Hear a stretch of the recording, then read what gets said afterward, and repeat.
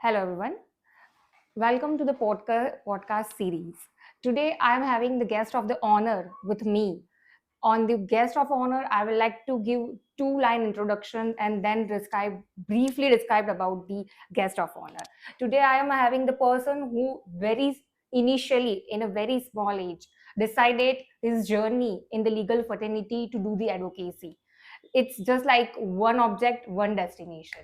Mr. Aftab Hussain A. Hansari is with me and guest of honor. Welcome, sir, to the podcast of the Legal Vidya Legal Talks. Sir has completed BCom, LLB, LLM in the business of law. Along with that, sir has also done the solicitor articleship in the Bombay Incorporate Law Society. इतना ही नहीं है और sir ने 5000 से ज्यादा cases in the civil, criminal, revenue, taxation and corporate matter में किया हुआ है. उसके साथ ही सर ने प्रोफेशनली अपने area of the curriculum special public prosecutor in the income tax department serve किया है. गुजरात हाई कोर्ट ने सर को अपॉइंट किया था official liquidator for the 5 years. Also, sir has initially trained 800 plus interns and young lawyers under his. Since 2024, sir is single-handedly running the Hansari Solicitor Law Firm. तो sir की एक और बहुत अच्छी क्वालिटी मुझे जो लगी, every year sir help the AIB candidates in a form of providing them accommodation, guidance to the students who are coming outside from the Ahmedabad in the Ahmedabad center. So we are very proud and we are very happy and delighted to have with us Mr. Hansari. Welcome, Thank sir. you. Welcome, sir, to the talk today.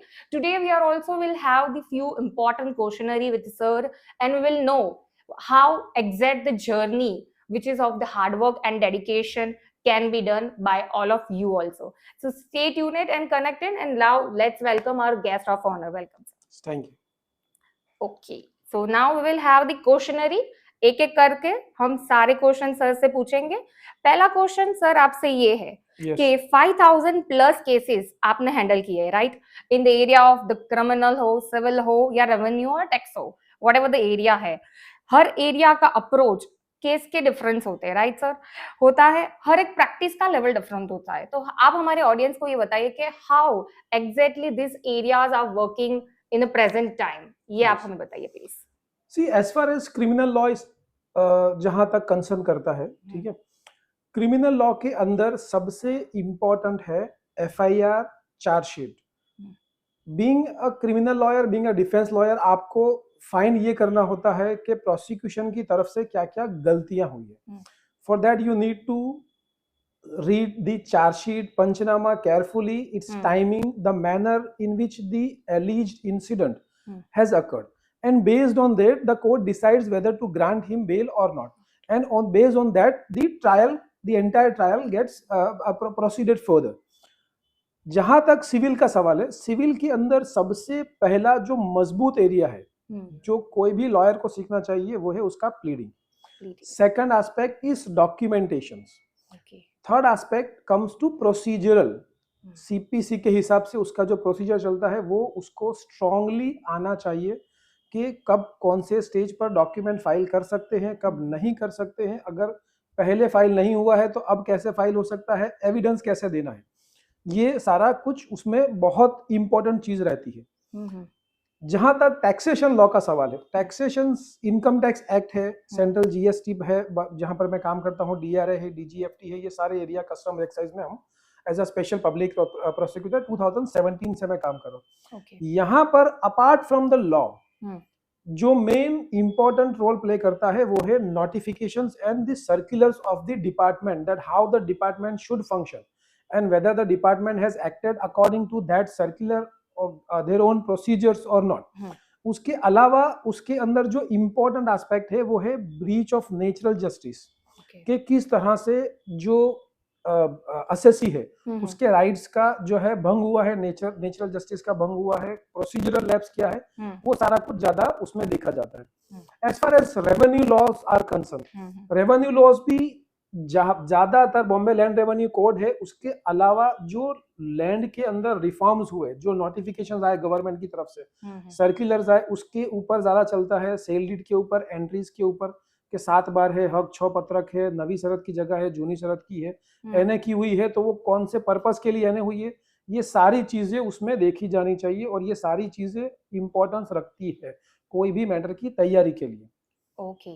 तो आपको अगर कोई भी law student है, उसको इसमें से किसी भी फील्ड का मास्टरी करना है, तो वो सारी चीजों को उसको खूब ध्यान रखना पड़ेगा। और ये सारी चीजों में ध्यान रखने के अलावा रोज एटलीस्ट उसको 5 जजमेंट पढ़ने ही चाहिए, चाहे वो सिविल के हो, क्रिमिनल के हो, रेवेन्यू के हो, टैक्स के। यस, एटलीस्ट 5 जजमेंट उसको एटलीस्ट रोज पढ़ने चाहिए, तभी जाकर के वो जो है एक जगह पर, एक मुकाम पर पहुंच सकता है। बिकॉज मेरा ऐसा मानना है कि आज की तारीख में लिटिगेशन जो है वो काफी टफ हो चुका है। कंपटीशन लिटिगेशन में बहुत ज्यादा बढ़ गया, लेकिन उसके बावजूद भी हार्डवर्क करने वालों के लिए बहुत जगह है, बहुत स्कोप है इस लिटिगेशन के अंदर, even in the litigation. Yes.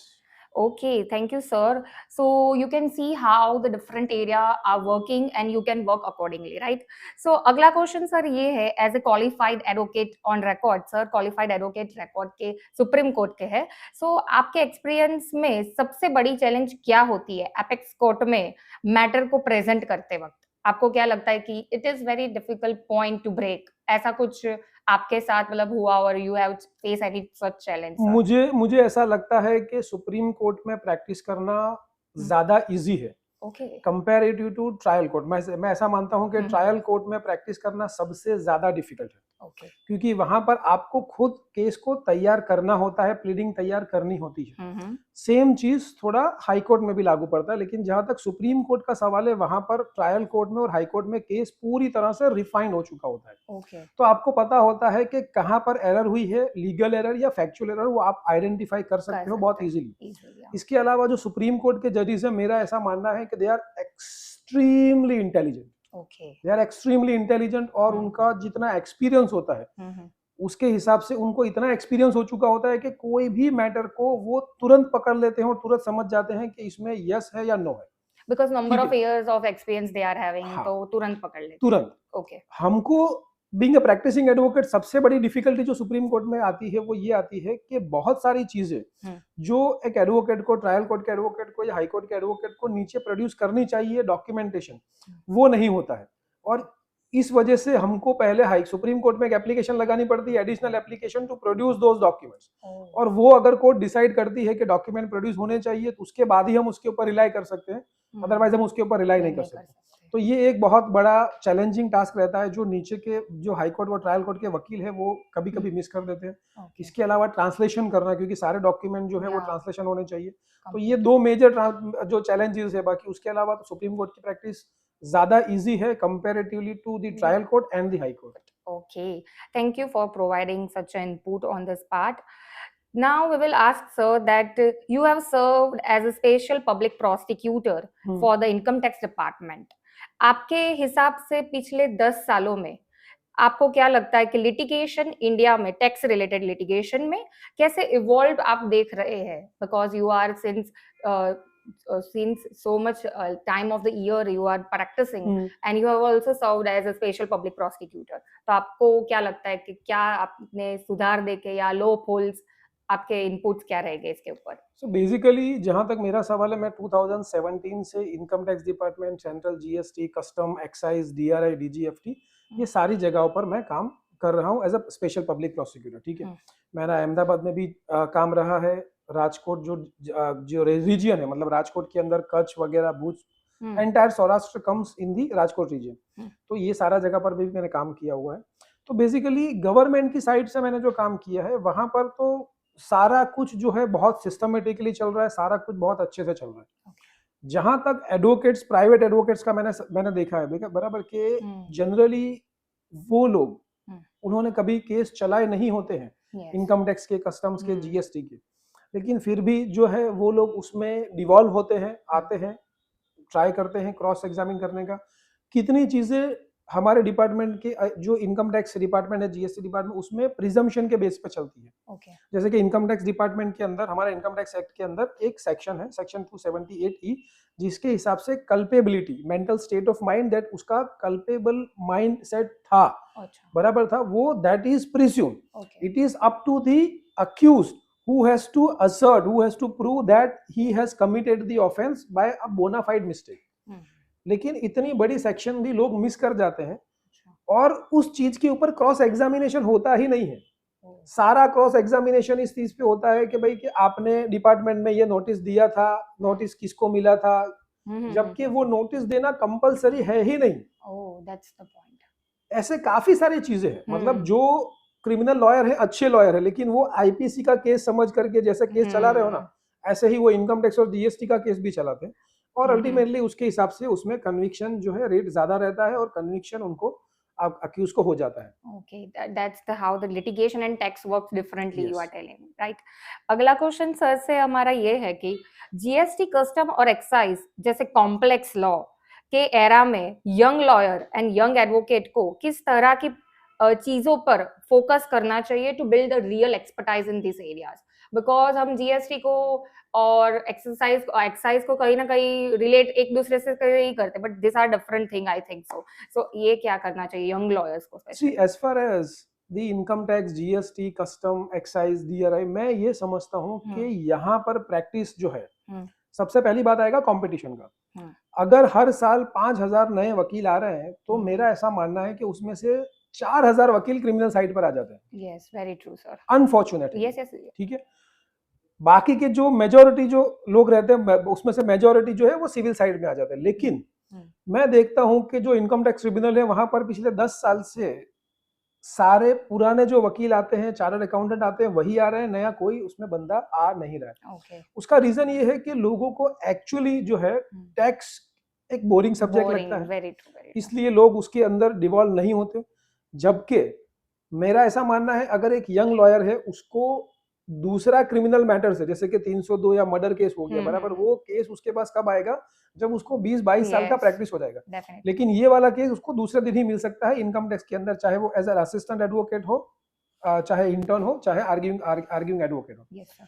लेकिन यहाँ पर और दूसरी बात यह है कि इनकम टैक्स सीखना, जीएसटी सीखना बहुत इजी है, Okay. क्योंकि सारे कोर्सेज जो है इनकम टैक्स से रिलेटेड, जीएसटी से रिलेटेड, कस्टम से रिलेटेड, वो इंटरनेट के ऊपर वीडियोस अवेलेबल है। हर ऑथर का वीडियो है, एक यूट्यूब चैनल है जिसके ऊपर वो पूरा एक्ट उसने अच्छे से सिखाया है। Okay. पर सिंस प्रॉब्लम ये है कि लोगों को इनकम टैक्स के अंदर और टैक्सिंग के जो स्ट्रिक्ट्यूट्स है उसमें इंटरेस्ट ही कम है, बहुत कम। और उसके अंदर वो जो ग्लोरी मिलती है एडवोकेट को, जो एक क्रिमिनल एडवोकेट्स को मिलती है, वो उसको नहीं मिलती। इसलिए ज्यादातर लोग जो है क्रिमिनल लॉ की तरफ अट्रैक्ट होते हैं, और इनकम टैक्स की साइड पर या जीएसटी की साइड पर कम आते हैं, और जो आते हैं वो भी सिर्फ कैसा कि रिटर्न भर दिया या जीएसटी रिटर्न भर दिया।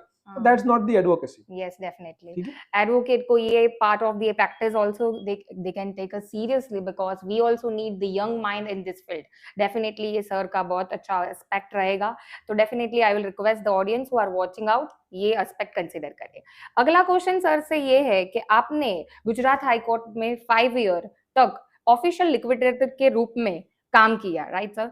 तो कॉर्पोरेट लिटिगेशन प्रोसीडिंग में सबसे बड़ी लीगल चैलेंज क्या लगती है और क्या होती है एग्जैक्टली? कॉर्पोरेट लिटिगेशन जो हम कहीं ना कहीं लॉ स्कूल में definitely we all have study, but exactly practically कैसे वो काम करती है, तो आप ज्यादा अच्छे रहेंगे ये पोस्ट पे बताने के लिए। मैं 5 साल तक मैंने काम किया as a panel advocate of official liquidator.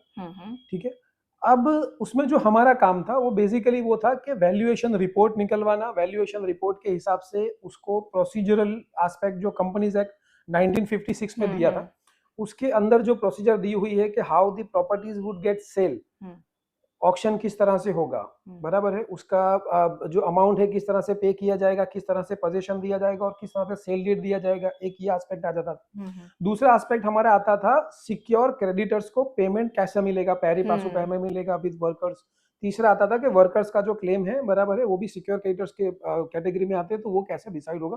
तो बेसिकली ये 3 जात की हमारी मैटर्स होती थी। But now a days companies act 2013 आ गया, तो अब हाई कोर्ट के अंदर जो सारे काम होते थे वो ऑलमोस्ट खत्म हो गए। ओके। जो पहले कंपनी लिक्विडेट हो गई है 2013 से पहले सिर्फ वही केसेस बचे हैं, बाकी सारा अभी जो है एनसीएलटी के पास या चार्जेस है, डेफिनेटली तो अभी अभी फिलहाल एनसीएलटी के पास केस चलता है। जहां तक कॉर्पोरेट लिटिगेशन का सवाल है, कॉर्पोरेट लिटिगेशन के अंदर कुछ बड़ी लॉ फर्म्स हैं जिनके पास एक हाई एंड जो काम है मर्जर एक्विजिशंस का, हाँ, वो सारा yes. उनके पास है। बाकी जो दूसरे लॉयर्स के पास जो काम बचा है वो सिर्फ और सिर्फ ड्राफ्टिंग करना, क्लोजिस ड्राफ्ट करना या फिर 138 करना, चेक बाउंसिंग लिमिटेड केसेस, हो गया उसके है। अलावा उनके पास एक्चुअली कॉर्पोरेट लॉ में कोई काम नहीं है, नहीं है, राइट कोई काम नहीं है उनके पास। There is a limited scope, right sir, we get that point. अगला क्वेश्चन सर से ये है कि आपने इतने इंटर्न्स को ट्रेन किया, यंग, आपके हिसाब से यंग लॉयर्स रिसर्च में स्ट्रगल करते हैं, आपके एक्सपीरियंस के बेस पर उनके कौन सी रिसर्च टेक्नोलॉजी एडप्ट करनी चाहिए तो ये स्ट्रगल उनको कहीं ना कहीं जब वो अपनी प्रैक्टिस शुरू करे तब ये फेस ना करे, that strategy you would like to give them? See उनको ज्यादा से ज्यादा इंटर्नशिप करनी चाहिए, और इंटर्नशिप में जैसा हम लोग उनको अलाउ करते हैं कि वो पूरी फाइल पढ़ सकते हैं। अब उनको डिसाइड करना पड़ेगा कि वो फाइल के अंदर से कोर क्वेश्चंस क्या हैं, या उनको ऑलरेडी इतना एस्टिमेट होना चाहिए कि जज क्या क्वेश्चन पूछ सकती है, सामने वाला जो हमारा ओपोनेंट लॉयर है वो कौन सा पॉइंट रेज कर सकता है, और उस बेस पर उनको रिसर्च वगैरह करना चाहिए। और ये रिसर्च जो है, बहुत सारी चीजें जो मेरे माइंड में क्लियर है जिसके लिए मुझे रिसर्च की जरूरत नहीं है, लेकिन इंटर्न्स जो होगा वो उस चीज में भी कंफ्यूज होगा, और उस चीज को तो उसको खुद को एक डेवलप करना चाहिए थिंकिंग कि वो उस चीज का आंसर कैसे ले सकता है। कोई जजमेंट की हेल्प ले सकता है, या कोई सेक्शन की हेल्प ले सकता है। बेसिकली जितना रिसर्च हम लोग बोलते हैं, बेसिकली जजिस के माइंड में उतना रिसर्च की जरूरत नहीं है। जजिस के माइंड में 98% 97% तक सारा लॉ क्लियर है। सारा लॉ क्लियर है। सिर्फ कुछ परसेंट मैटर्स होती है जिसके अंदर इतना कॉन्टेस्ट होता है कि जजिस को जो है छोटे छोटे पॉइंट्स या लीगल पॉइंट्स एग्जामिन करने पड़ते हैं through the supreme court and other high court judgments. बाकी जनरली सबसे पहले जो है लॉ क्लियर होना, प्लीडिंग तुम्हारा क्लियर होना, डॉक्यूमेंटेशन सही होना, प्रोसीजरल एस्पेक्ट, अगर ये बंदा इतना सीख लेता है ना, तो समझो उसने एक बड़ा मेजर पोर्शन क्लियर कर लिया। जहां तक रिसर्च का सवाल है, बराबर, रिसर्च के अंदर काफी सारे वेबसाइट्स है, अभी एससीसी है, एआईआर है, मनुपात्रा है, लाइव लॉ है, बराबर है, बार एंड बेंच है। बेसिकली उसको रोज पढ़ना है, रोज जजमेंट उसको सर्च भी करने हैं। कैसे सर्च करना है वो उसको कॉलेज में ज्यादा अच्छे से सिखाया जाता है। उसमें कीवर्ड्स भी है, सेक्शन से भी होता है, पार्टी के नाम से भी होता है, सब अलग अलग तरीके से, अलग अलग मेथड्स है। बट बेसिकली उसको पढ़ना पड़ेगा पूरा जजमेंट, तभी जाकर के वो उसमें से फर्क निकाल पाएगा कि किसमें रेशियो लेट डाउन हुआ है, और या फिर किसमें सिर्फ कैजुअल रिमार्क्स ही हुए हैं लेकिन कोई रेशियो लेट डाउन नहीं हुआ है। सो बेसिकली आपको रोज कुछ ना कुछ मेहनत करनी पड़ेगी, तभी कुछ होगा, तुरंत कुछ ना कुछ नहीं मिल जाता, राइट? सो अगला क्वेश्चन सर से ये है, लीगल प्रोफेशन में एथिकल प्रैक्टिस बहुत डिस्कस होती है। आपके ओपिनियन में यंग लॉयर्स प्रोफेशनली सक्सेस और एथिकली रिस्पॉन्सिबिलिटी का डिफरेंस और बैलेंस कैसे संभाल सकते हैं? बिकॉज अब आपको इतना ईयर्स ऑफ एक्सपीरियंस है, तो you can definitely give this tip to them also कि एथिक एंड प्रैक्टिस दोनों को बाउंड्री एंड बैलेंस कैसे किया जा सके। सी सबसे पहले तो हमारे प्रोफेशन के अंदर कोई लिमिट नहीं है कि a particular fee you can charge only a particular fee only. Okay, आपको अगर इच्छा हो, बराबर, एक छोटा सा काम है लेकिन आप उसको हैंडसम अमाउंट कोट कर सकते हैं, ठीक है, और वो अनएथिकल नहीं है, वो एथिकल है, ठीक है। अनएथिकल बात तब आती है कि जब देखा जाता है कि कुछ वकील, हमारे वकील मित्र, वो गलत तरीके से प्रैक्टिस करते हैं या क्लाइंट को गलत तरीके से पैसा निकालने की कोशिश करते हैं, तो वो हमेशा इल्लीगल ही है। जो इल्लीगल है वो इल्लीगल ही है, और उसके अंदर कोई दो राय नहीं हो सकती कि हमको सिर्फ लीगल प्रैक्टिस करनी है, एथिकल प्रैक्टिस करनी है। हमारी जो ड्यूटीज है हमारे देश के प्रति भी है, जो हमारा क्लाइंट है वो इस देश का नागरिक है उसके प्रति भी है, कोर्ट के प्रति भी है, जो हमारे सामने ओपोनेंट है उसके प्रति भी है, और हमारे इस प्रोफेशन के जो दूसरे भाई बंधु हैं उनके प्रति भी है। तो कोई भी वकील इस तरह से प्रैक्टिस करता है या अलग अलग व्यक्तियों के नाम से पैसे मांगता है, वो बिल्कुल ही गैर कायदेसर है। ऐसी प्रैक्टिस बंद होनी ही चाहिए। Yes, और हम पूरी कोशिश करेंगे कि ऐसे एलिमेंट्स को ढूंढ करके निकालें और उनको इस प्रोफेशन से बाहर करें। डेफिनेटली। बहुत अच्छी बात कही सर आपने कि इनएथिकल कुछ भी हो अपने प्रोफेशन में या किसी और के लिए कहीं काम नहीं आता। Very true sir. अब हमारा अगला क्वेश्चन सर से ये है कि आपने 800 प्लस इंटर्न्स को ट्रेन किया है। Yes, accordingly to you, theoretical knowledge के अलावा स्टूडेंट को कौन से प्रैक्टिकल स्किल सबसे ज्यादा सीखने चाहिए और अपनी कॉलेज में from very first year he should start working on that part? आपके हिसाब से क्या होने चाहिए, क्योंकि आपने इतनों को ट्रेन किया है सर? सी मैंने काफी सारे लोगों के इंटरव्यूज भी लिए हैं जी सर। नए रिक्रूटमेंट करने के लिए। हमारे वहाँ पर इंटर्न्स भी आते हैं मंथली बेसिस पर, 1 महीना लॉन्ग टर्म इंटर्नशिप भी होता है, ठीक है। Okay sir. कुछ परमानेंट इंटर्न्स भी होते हैं जो हमारे वहाँ 1 साल 2 साल भी रहते हैं और उसके बाद हम ही उनको जॉब ऑफर करके हमारे वहाँ रख लेते हैं। So we have different programs. Okay sir. सबसे बड़ा हम्म। इस प्रोफेशन के अंदर जो चैलेंज आता है और जो लोग भाग रहे हैं यही सोचकर कि वकील बनने के बाद भी 5 साल तक उसको स्ट्रगल है, जी और सर। एक बड़ा स्ट्रगल है। 5 साल स्ट्रगल एक छोटा पीरियड नहीं होता। नहीं होता, डेफिनेटली। और इसके पीछे अगर कोई जिम्मेदार है तो वो है हमारी लॉ कॉलेजेस। यस मैं सर, पूरी तरह से उन लॉ कॉलेजेस को जिम्मेदार मानता हूँ। डेफिनेटली। सबसे बड़ी बात कि लॉ कॉलेजेस के अंदर एक सिलेबस आएगा। मैं आपको एक एग्जांपल दे रहा हूँ कि सक्सेशन एक्ट। यस तो सर। वो सेक्शन 1 से लेकर के लास्ट सेक्शन तक सक्सेशन एक्ट क्या है पूरा पढ़ा देंगे, जो बच्चे को भी बोरिंग लगेगा, स्टूडेंट को बोरिंग लगेगा, वेरी वेरी। या तो वो ध्यान नहीं देगा, और अगर वो ध्यान देगा तो सिर्फ एग्जामिनेशन पर्पस के लिए देगा। अब सपोज उसने उसमें मास्टरी कर ली ओके। सक्सेशन एक्ट में, उसको 100 आउट ऑफ 100 मार्क्स आ गए। Yes sir. उसके बाद जब क्लाइंट आता है तो वो किसी और पर्सपेक्टिव को लेकर के आता है। क्लाइंट उसको प्रैक्टिकल क्वेश्चन शूट करता है। क्लाइंट बोलता है कि सर मेरे पिताजी अमेरिका गए थे, वहां पर वो एक्सपायर हो गए हैं, मेरे पिताजी की बैंक अकाउंट्स हैं ओके। इंडिया के अंदर, हाँ, उनके लॉकर्स हैं, जी। बराबर है, उन्होंने किसी को नॉमिनी नहीं बनाया था। Yes, अब yes. मैं बैंक में गया, बराबर, तो बैंक वाले बोल रहे हैं कि आप सक्सेशन सर्टिफिकेट लेकर के आओ। हाँ, तो अब ये सक्सेशन सर्टिफिकेट क्या क्या होता है? होता है? सक्सेशन सर्टिफिकेट क्या होता है? कैसे फाइल फिर करते वो हैं? बोलेगा कि सक्सेशन सर्टिफिकेट कहाँ पर फाइल होता है, हम्म। जहां मेरे पिताजी गुजरे वहां फाइल करना होगा, या फिर जी। बैंक जहां पर है वहां फाइल करना होगा, मैं रहता हूं वहां फाइल करना होगा, डेफिनेटली। कहाँ फाइल करना होगा। दूसरी बात कि डिस्ट्रिक्ट कोर्ट में होगा, सीनियर डिवीजन में हम्म। होगा, जूनियर डिवीजन सिविल कोर्ट में होगा, कहाँ वो भी होगा? उसको पता नहीं। कोर्ट फीस कितना लगेगा वो भी उसको पता नहीं है। डॉक्यूमेंटेशन क्या लगेंगे, बैंक से क्या इंक्वायरीज करनी पड़ेगी वो भी उसको पता नहीं है। और सबसे इंपॉर्टेंट काम जो क्लाइंट पूछेगा कि सर ये सारा केस बराबर है कब तक खत्म हो जाएगा, वो भी उसको पता नहीं है। यस। तो वो बेचारा एकदम ब्लैंक रहता है। और इसी तरह से सारी मैटर्स का मैं आपको बता दूं कि वो लोग किसी भी तरह का प्रैक्टिकल एक्सपीरियंस देते ही नहीं है कोई भी लॉ कॉलेज। वो लोग थियोरिकल ही पढ़ा रहे हैं आज तक। इसके लिए जब एक स्टूडेंट, चाहे वो ब्रिलियंट स्टूडेंट क्यों ना हो, लेकिन जब वो बाहर आता है ना, तब उसके पास कोई काम नहीं होता। लोग एक्चुअली उसके ऊपर विश्वास ही नहीं करते। जी जी सर, डेफिनेटली। लोग भी उसके ऊपर विश्वास नहीं करते, उसको उसके खुद के सीनियर भी विश्वास नहीं करते, यही सोच करके कि इसको सिर्फ थियरी आता है, इसको प्रैक्टिकल नहीं आता। Which is main, practical is Which is main, yes. The practical thing is very important. Those who are watching law students, so ये आपके लिए पॉइंट था कि आप कंसिडर करें ना, ये एक डायरेक्टली आपके काम आएगी, प्रैक्टिकल नॉलेज भी आपको बहुत काम आएगा। ठीक है, तो अगला सवाल हमारे सर से ये है कि ऐसे bar council of Gujarat member, आपके नजरिए से इंडिया में लीगल एजुकेशन और प्रैक्टिकल सिस्टम में कौन से अर्जेंट रिफॉर्म लाने की बहुत ज्यादा जरूरत है?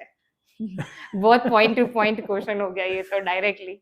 जी सर। सी जब तक हम लॉ कॉलेजेस को बराबर है प्रैक्टिकल बच्चों को सिखाने के लिए नहीं बताएंगे, हमारा जो बीसीआई का सिलेबस है बराबर है, जिस तरह का सिलेबस रहा होगा जी सर, वो आगे भी रहेगा, तो ये सारी प्रॉब्लम्स रहने ही वाली है। चाहे आप कितनी भी कमेटी बना लो, चाहे कुछ भी कर लो, इंडिया के अंदर हमारे यहाँ स्पेशली अगर मैं गुजरात की बात करूं तो बहुत सारी प्राइवेट लॉ कॉलेजेस खुल गई है, बहुत ही, जिसका एक सेमेस्टर का फी बराबर है लाख लाख रुपए है, जबकि इतना सारा फीस कभी हो ही नहीं सकता। मैंने देखा है कि गुजरात के अंदर गवर्नमेंट लॉ कॉलेजेस है वो काफी बंद हुई है पिछले 5, 7, 10 सालों के अंदर, ठीक है, लेकिन उसके बंद करने के बाद जो प्राइवेट कॉलेजेस उसी जगह पर खुल गई है, वहां पर क्या होता है कि प्रोफेसर नहीं होते, वो क्या करते हैं प्राइवेट कॉलेज वाले 500 रुपए किसी वकील को देते हैं ऐसे और उसको बुलाते हैं, 1 घंटा लेक्चर दिलवाते हैं, वो वकील आता है, बराबर 1 घंटा लेक्चर देकर के चला जाता है। बच्चे का फ्यूचर पूरी तरह से डार्क हो चुका है। Very true. जो पहले उसको गवर्नमेंट लॉ कॉलेजेस के अंदर उसको एटलीस्ट थियरी नॉलेज मिल रहा था ना, अब तो वो भी बंद हो गया। Right. So BCI and the BCG and the government should close this private institute barring fews. ज्यादा से ज्यादा गवर्नमेंट लॉ कॉलेजेस होने चाहिए। अगर लॉ बच्चे नहीं सीखेंगे तो इस देश का इकोनॉमिक कैसे चलेगा, लॉ एंड ऑर्डर इस देश का कैसे मेंटेन होगा। इस तरह से लाइब्रेरीज नहीं है वहां पर प्रिंसिपल्स नहीं है, वहां पर पूरा स्टाफ नहीं है, वहां पर पूरा कैंपस नहीं है, लेकिन फिर भी उसको लाइसेंस मिल गया है and he is making the money. That's it. और वो जो बच्चा आज अगर वो एक सेमेस्टर का 1 लाख रुपया देता है, मतलब कि आपने उसके पास से 5 साल के अंदर 10 लाख रुपए ले लिए है, वो 10 लाख रुपए अगले 5 साल में नहीं कमा पाएगा डेफिनेटली, क्योंकि उसको कुछ पता ही नहीं होगा, उसको कुछ पता ही नहीं है। और सिचुएशन वर्स्ट होती जा रही है। मैं कितनी लॉ कॉलेजेस देख रहा हूँ जो सिर्फ जो है रिकॉर्ड पर चल रही है, बराबर है। आप वहां पर एग्जाम देने जाओ और आप पास हो जाओगे, इतना कॉन्फिडेंस वो कॉलेज वाले देते हैं कि आपको आने की जरूरत नहीं है, आप मत आना, खाली एग्जाम देने आ जाना, आप पास हो जाओगे। This is unfortunate of the country. Definitely. अभी मैं भी अपनी एक I will like to share my thing. अभी मैं अपने मास्टर के लिए अभी एडमिशन करने गई थी, तभी मैंने ये सेम ऑब्जर्वेशन ये किया, staff are not bother to give the reply also sir. मैंने बोला कैसे एप्लीकेशन करना है, तो कुछ नहीं बताएंगे, वो सब टेम्पररी और कॉन्ट्रैक्चुअल स्टाफ है। और वो जैसे 12 बजे घड़ी में दे विल गो, हम खड़े हैं, हमें कुछ पूछना है, they will not bother ever. हमने बोला कि हमें कुछ समझा दो, we are not here, you come tomorrow और कम आफ्टर टुमारो। तो डेफिनेटली ये सिस्टम में तो रिफॉर्म की बहुत ज्यादा जरूरत है, बहुत ज्यादा जरूरत है। Definitely, that's also my point of view also. So sir, last question but not least, आपने मल्टीपल फॉरम में प्रैक्टिस की है, आपको क्या लगता है लिटिगेशन का फ्यूचर इंडिया में कैसे इवॉल्व होगा, स्पेशली एडीआर जो अभी चल रहा है, अल्टरनेट डिस्प्यूट रेजोल्यूशन, आर्बिट्रेशन ले लीजिए, मीडिएशन ले लीजिए, कंसिलिएशन ले लीजिए, इसका ग्रोथ आपको लगता है कि लॉन्ग लास्टिंग चलेगा in future of India, specially litigation के रिलेटेड कुछ एस्पेक्ट इसके ग्रोथ में आपको क्या लगता है सर? सी लिटिगेशंस में जो है, एक तो पहला तो क्रिमिनल लिटिगेशन हो गया, उसमें एडीआर का कुछ नहीं होता है, कुछ उसमें है ही नहीं, कोई प्रोविजन ही नहीं, ठीक है, और होना भी नहीं चाहिए क्रिमिनल मैटर।